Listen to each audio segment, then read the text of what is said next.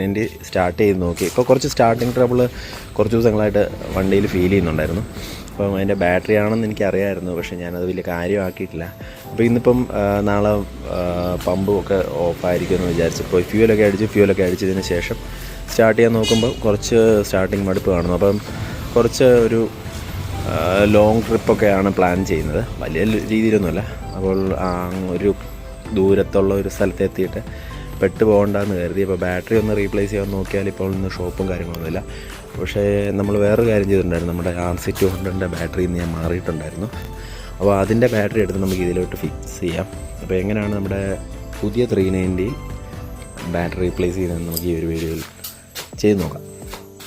390 മോഡലെല്ലാം അതുപോലെ തന്നെ royal എൻഫീൽഡിൻ്റെ classic ആ ബൈക്കുകളിലൊക്കെ ഈ സെയിം ബാറ്ററി തന്നെയാണ് വരുന്നത്. നമ്മളുണ്ട് എക്സൈൻ്റെ ആണെങ്കിലും ഈ ഫ്രണ്ടിൽ പോൾ വരുന്ന ടൈപ്പാണ്. 9 ആംപിയറിൻ്റെ ബാറ്ററിയാണ്. KTMൽ വരുമ്പോൾ 8 ആംപിയറിൻ്റെ ബാറ്ററിയാണ് സ്റ്റോക്ക് വരുന്നത്. പക്ഷേ 8 ആംപിയറിൻ്റെ ബാറ്ററി നമുക്ക് നോർമൽ വാങ്ങിക്കാൻ കിട്ടത്തില്ല. അപ്പോൾ 9 ആംപിയറിൻ്റെ ആമറോൺ ബാറ്ററിയാണ് നമ്മൾ കോമൺ ആയിട്ട് യൂസ് ചെയ്തിരുന്നത്. അപ്പോൾ ഈ സെയിം ബാറ്ററി തന്നെയാണ് എന്നാണ് എൻ്റെ ഒരു വിശ്വാസം. കാര്യം പഴയ 390യിൽ എക്സൈറ്റ് ബാറ്ററി തന്നെയാണ്, പുതിയ 390ക്കും ബാറ്ററിക്ക് മാറ്റം വരുന്നുള്ള അറിയൊന്നുമില്ല. അപ്പോൾ നമുക്ക് ഇതിൻ്റെ ബാറ്ററി റിമൂവ് ചെയ്തതിന് ശേഷം 390യുടെ ബാറ്ററി റിമൂവ് ചെയ്യാം.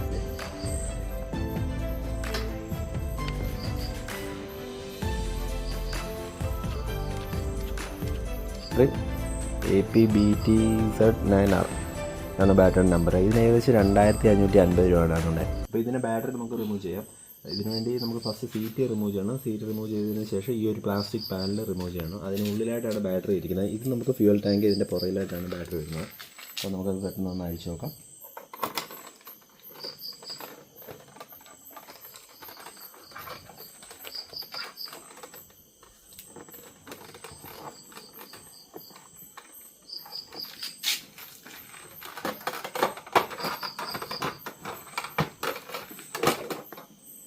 ഇത്രേ ഉള്ളൂ. റിമൂവ് ചെയ്യാൻ വേണ്ടി ഈ ഒരു ടാങ്ക് കവറിൻ്റെ 2 സൈഡിലായിട്ട് 2 Allen key ബോൾട്ട് വരുന്നുണ്ട്. അതിനുശേഷം ഇവിടുത്തെ ക്ലിപ്പാണ് കിടക്കുന്നത്. ആ ക്ലിപ്പ് റിമൂവ് ചെയ്താൽ മതി എന്നാണ് എൻ്റെ ഒരു വിശ്വാസം. നമുക്കൊന്ന് റിമൂവ് ചെയ്ത് നോക്കാം. ഇതിന് വളരെ കാലം മുന്നേ ഞാൻ ഒരു തവണ ഇത് റിമൂവ് ചെയ്തല്ലാതെ പിന്നെ ഷോറൂം സർവീസ് ആയതുകൊണ്ട് ഇതുവരെ അത് അഴിച്ച് നോക്കേണ്ടി വന്നിട്ടില്ല.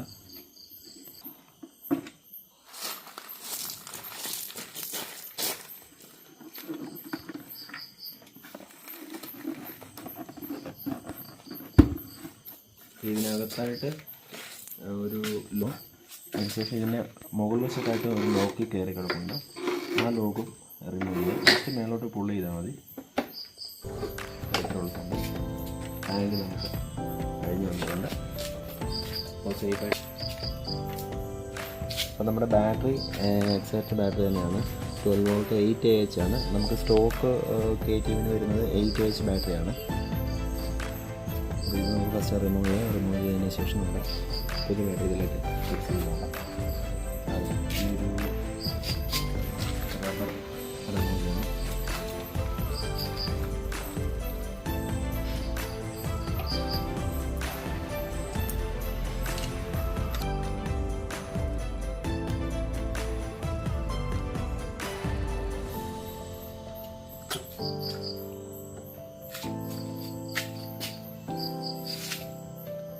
അപ്പോൾ ഇത് ആമറോണിൻ്റെ ബാറ്ററിയാണ്, എക്സൈഡിൻ്റെ അല്ല. ഞാൻ എക്സൈഡിൻ്റെ ബാറ്ററി ആണെന്നാണ് കരുതിയിരുന്നത്.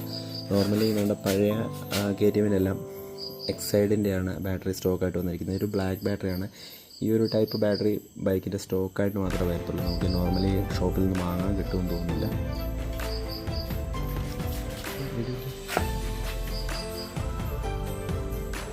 നമ്മുടെ ബാറ്ററി ലീക്കായിട്ടുണ്ടെന്നാണ് എനിക്ക് തോന്നുന്നത്. കാര്യം ഇവിടെയൊക്കെ ഒരു നനവ് കാണാൻ പറ്റും. നോർമലി വാഷ് ചെയ്ത വെള്ളമായിട്ട് തോന്നുന്നില്ല. കാര്യം ഈ ഒരു താഴെ ഈ ഒരു പോർഷനിലൊക്കെ ചെറിയൊരു റോഷൻ പോലെ നമുക്ക് കാണാൻ പറ്റുന്നുണ്ട്. അപ്പോൾ എനിക്ക് തോന്നുന്നു ബാറ്ററി വാട്ടർ വന്ന് മെറ്റലിലേക്ക് വീണ് അവിടുത്തെ പെയിൻറ്റൊക്കെ ഡാമേജ് ആയിട്ട് ശ്രദ്ധിക്കേണ്ടതായിരുന്നു ആദ്യം എനിക്ക് തോന്നുന്നു. അപ്പോൾ നിങ്ങളുടെ ബൈക്കിന് എന്തെങ്കിലും സ്റ്റാർട്ടിങ് ഇഷ്യൂ ഉണ്ടെങ്കിൽ ആ പഴയ ബാറ്ററി വെച്ച് ആദ്യം ഓടിക്കാതിരിക്കുക. ഓടിച്ചാൽ ചിലപ്പോൾ അതിൻ്റെ ഒരു ബാറ്ററി കേസ് കവറൊക്കെ ഡാമേജ് ആയി പോകാനും അതുപോലെ മെറ്റൽ പാർട്സിലോട്ടൊക്കെ വീണ് ആ മെറ്റൽ പാർട്സ് പെട്ടെന്ന് ഡാമേജ് ആയി പോകാനുള്ളൊരു സാഹചര്യമുണ്ട്. അപ്പോൾ അതൊന്ന് ശ്രദ്ധിക്കുക പ്രത്യേകം.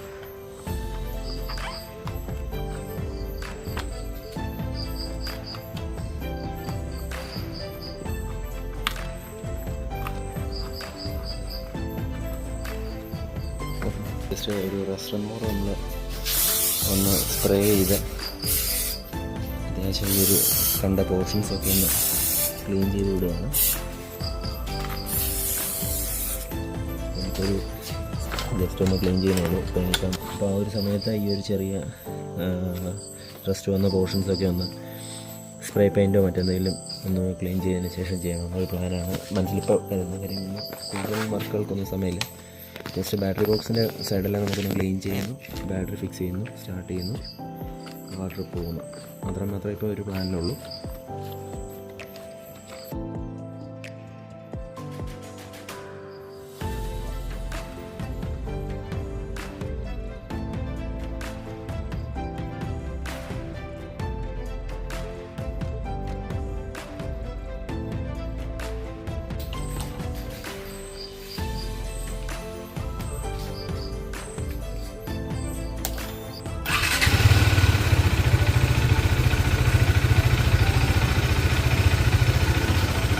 ബാറ്ററി റിമൂവ് ചെയ്തിരിക്കുന്നതുകൊണ്ട് ഇതിൻ്റെ ഡേറ്റും ടൈമും ഒക്കെ നമുക്ക് വീണ്ടും റീസെറ്റ് ചെയ്തേണ്ടതായിട്ട് വരും.